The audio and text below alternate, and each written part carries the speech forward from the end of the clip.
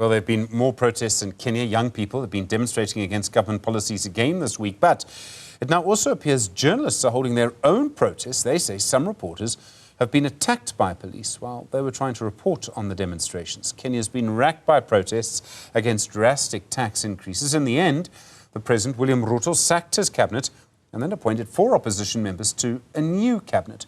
Rosalia Omungo is the CEO of the Kenya Editors Guild. Rosalia, good afternoon to you. How have police been treating journalists during these protests? Thank you very much, and good afternoon to you. So what we observed during the protests was that police were treating journalists wrongly. Police were treating journalists unprofessionally, and police appeared to be directly targeting journalists who were busy in the line of duty. Case in point was, number one, the journalist who was shot in Nakuru County while covering protests. She was clearly identifiable as a journalist because she had a press jacket. They were standing at a secluded place. There were no riots at that point. That she was standing with her colleagues who were equally identified with their press jackets. But police went ahead to fire not 1, not 2, but 3 bullets. 1 missed. So she was injured in that process. So that was a direct attack. She was a direct target of the police. There was one incident. The other incident was the abduction of a senior editor who was trailed by police officers from his house. And he was lucky enough to drive into a police station, but there is where he was actually abducted and bundled into a vehicle. And not only that, during the course of covering the protests, we saw that police now decided that they were going to treat journalists as protesters or journalists as criminals, because we saw them using water cannons. And these were not just plain water cannons, but water that was contaminated. Most of it was pink in color, using that to fire at, to splash to photojournalists and journalists in the field. One such was sprayed with the water, and his equipment was destroyed. So those are the tactics that the police have been using. Some of them have been in civilian clothes, so it is not necessarily possible to know whether they belong to the police force, but they have been targeting journalists directly. And Rosalia, why are they doing this? I mean, do they not like your reporting on the protests? Is that what this is about? Well, whether they like what we do or not, the Constitution of Kenya guarantees for freedom of information, freedom of the press, and access to information as well. So we are doing what we do in public interest. And that was the reason why we went to the streets to protest yesterday, which was Wednesday. A coalition of media associations who operate under Article 33, 34, 35, and 36 of the Constitution of Kenya, which really refer to access to information, freedom of the media, freedom of expression. We operate under that. We call ourselves the Kenya Media Sector Working Group.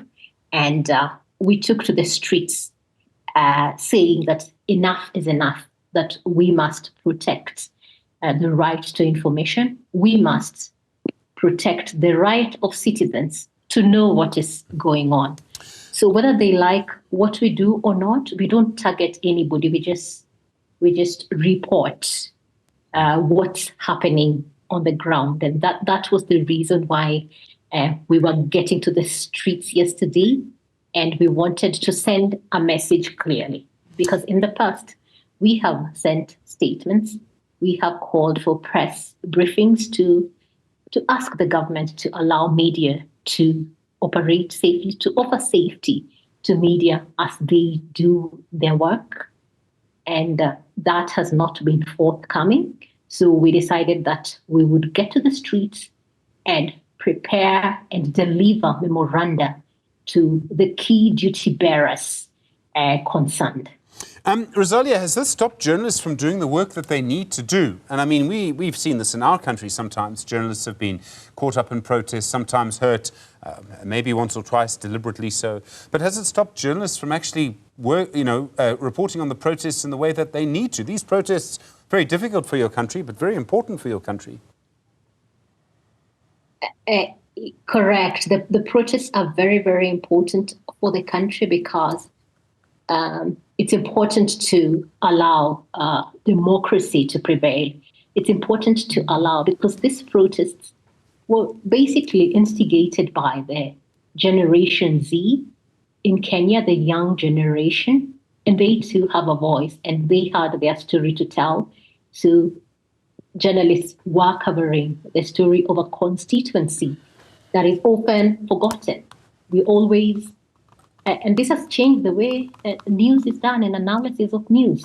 We are always bringing to the studios old, mid-career level and experienced experts to analyze issues to do with democracy. But that has made a turnaround in the news now. We see that the Gen Z are now analysts, of democracy, and they are doing a good job. It has opened a whole new space. It has opened a whole new place for democratic governance, and journalists are not scared to go back to cover the news. They're not scared to go back to cover the field. But what we have been telling our members is more reinforcement, more reinforcement for the journalists as they go to the field, more better equipment for them, better safety gadgets for them as they go to the field, and more intensive briefings as they go to the field. And where a journalist's life is threatened, I think there are also measures for that because journalists undergo regular training. So it hasn't reached that point, but where it was headed, we really had to come in because we felt like it was going that direction. That was the route it was going to take until we came in and said that enough is enough. Because if a police officer can in his senses open fire, well, it wasn't fire, it was rubber bullets. But what if it was fire, open fire, not one, not two, but 3 bullets at a journalist, then that's a threat. So it was getting to that point, and we really had to come in. I think a message was sent, a clear message, and for that we even got police escort as we did our protest. So I believe the authorities have heard us clearly. Rosalia Omungo, thank you. The CEO of the Kenya Editors Guild, really do appreciate the time.